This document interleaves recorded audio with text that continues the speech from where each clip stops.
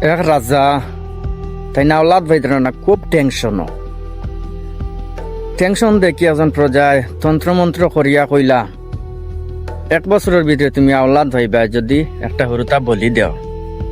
রাজায় কিতা করলা এই কথাটা এলান করিয়া দিলাইলা তানোর রাজ্যত, যেন হরুতে একটা দিবা তানোর ইনাম দেওয়া হইব টাকা পয়সা।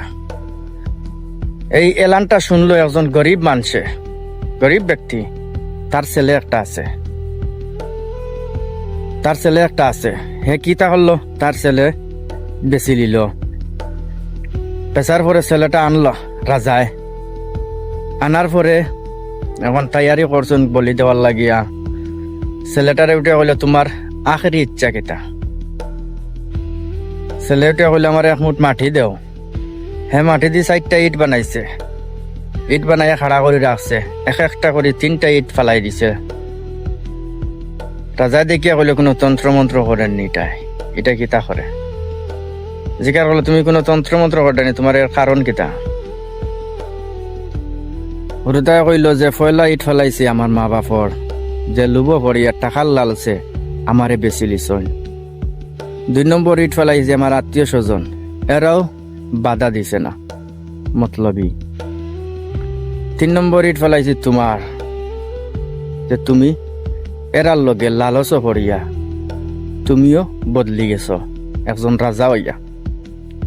আর 4 নম্বর ইট ফেলাইছি না, এটা আমার আল্লাহ। 4 নম্বর ইটও মাথা নিচু করিয়া দোয়া করছে, আল্লাহ দুনিয়ায় লালচ পড়িয়া মানুষ সব বদলি যায়, কিন্তু তুমি বদলো না। তোমার কাছে আমার একটা দরখাস্ত, তুমি এই মতলবী দুনিয়ার মানুষরে তাকে আমার রেহম করো।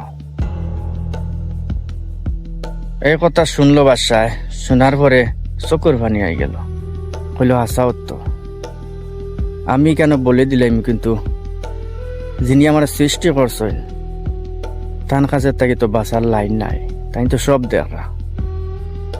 আমি দুনিয়ার লালচ পড়িয়ে তারে বলে দিলাম, কিন্তু উপর আল্লাহ সব দেখা।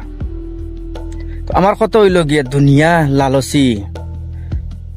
লালচের জন্য যে কোনো কিছু করা যায় দুনিয়ায়, কিন্তু মাথা নিচু করতে হইলে একমাত্র আল্লাহর কাছে করো। শুধু আল্লাহর কাছে মাথা নিচু করবা, দুনিয়াই মতলবী।